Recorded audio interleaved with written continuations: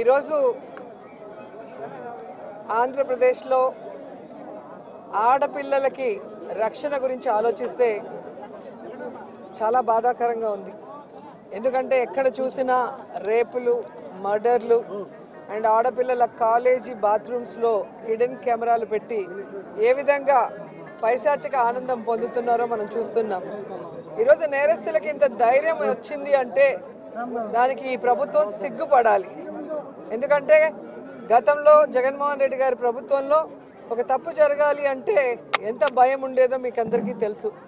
So ఎవరైనా కూడా దిశ యాప్ని యూజ్ చేయకుండా ఏదైనా అఘాయిత్యానికి అమ్మాయి లోబడితే 24 గంటల లోపల నేరస్తుల్ని అరెస్ట్ చేసి వారిని శిక్షించే విధంగా చట్టాలని కఠినతరం చేశారు. కాబట్టి ఆ రోజుల్లో ముచ్చుమరి లాంటి ఘటనలు జరగటం అనేది మనం చూసుండం. నిజంగా చాలా బాధాకరం. ఒక 9 ఏళ్ల అమ్మాయిని రేప్ చేసి చంపేసి ముక్కలు ముక్కలు చేసేశారు. 60 రోజులు అవుతున్న అమ్మాయి శవాన్ని కూడా ఇంతవరకు తీసుకురాలేకపోయారు.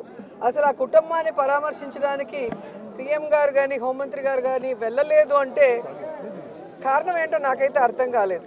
ఎందుకంటే మదనపల్లిలో ఫైల్స్ దగ్ధమయ్యాయి అనగానే డీజీపీ గారిని స్పెషల్ ఫ్లైట్లో పంపించిన వాళ్ళు ఎందుకు ముచ్చుమరికి స్పెషల్ ఫ్లైట్లో డీజీపీ గారిని కానీ లేదా సంబంధిత మంత్రి గారిని ఎందుకు పంపించలేదు నాకు అర్థం కాలేదు.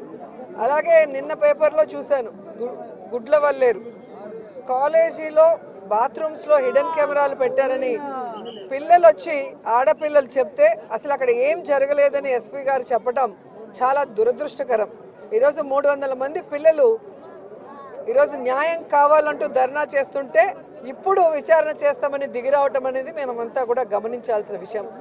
అలాగే ఈ ప్రభుత్వం వచ్చిన తర్వాత మీరు చూస్తే ర్యాగింగ్ భూతం ఎలా ఎక్కువైందో మనం కళ్ళారా చూస్తున్నాం. నారాయణ కాలేజీలో మెడికల్ విద్యార్థినిని ర్యాగింగ్ చేసి చంపేశారు. అలాగే కలికిరిలో జేఎన్టీయూలో విద్యార్థి ర్యాగింగ్ చేయడం వల్ల ఎలా ఆత్మహత్య చేసుకుందో గమనించాం. అంటే గత 5 సంవత్సరాలు లేని ర్యాగింగ్ భూతం మళ్ళీ ఈ ప్రభుత్వం వచ్చాక ఎలా పిల్లల ప్రాణాలు తీస్తుందో మనం గమనించాల్సిన విషయం. నేను ఈ ప్రభుత్వానికి ఒకటే చెప్పగలను, రెడ్ బుక్ రాజ్యాంగం మీద పెట్టిన దృష్టి ఇంట్రెస్ట్ పక్కన పెట్టి ఆడపిల్లకి రక్షణ కల్పించడంలో గౌరవాన్ని కల్పించడంలో మీరు ముందుండాలని కూడా వాళ్ళని కోరుకుంటున్నాను.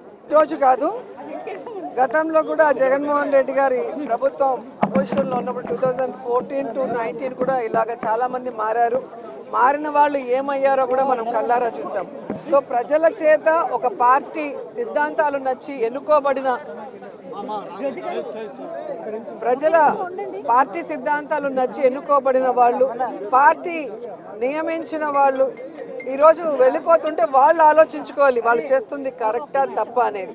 సో దీనివల్ల జగన్ అన్నకో వైఎస్ఆర్సీపీ పార్టీకో ఎటువంటి నష్టం ఉండదు.